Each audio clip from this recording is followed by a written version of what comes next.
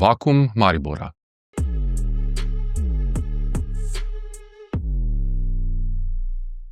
Odhod švedskega modnega velikana iz središča mesta se res lahko zdi kot zadnji žebelj v krsto oživljanja mariborskega mestnega jedra. A lahko je tudi začetek nekega novega razmisleka, zakaj v mestu, ki kaže danes v vseh pogledih bistveno boljši utrip in podobo kot še nekaj let nazaj, recimo ni poslovalnic multinacionalk, tako značilnih za središče domala vsakega, vsaj malce večjega mesta. Jasno je, poslovanje multinacionalk krojijo številke v bilancah, ne pa sentiment do mestnega življenja. Gre pa vendarle za blagovne znamke, ki morda, kot kaže podoba večjih mest, vsaj do neke mere definirajo tudi njihovo identiteto. Maribor se nima česa sramovati. Mestno jedro še nikoli ni bilo tako urejeno, kot je danes.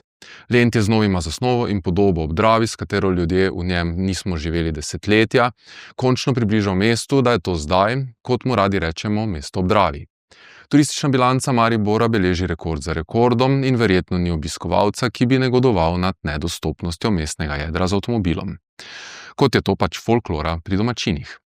Pa čeprav je parkiranje v mestu danes urejeno bolje kot kadarkoli. Je pa res, parkiranje stane, a to ni problem mesta. Če že, je to problem lastništva avtomobila.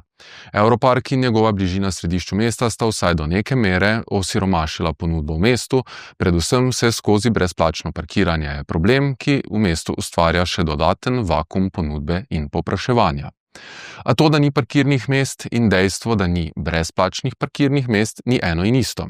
Predvsem vsakršno dogajanje v mestu postavi na laž vse siceršnje trditve, da mesto ni dosegljivo in da mesto ne živi. Je torej Maribor postal predvsem dogodkovno mesto, ne pa mesto dnevnega utripa?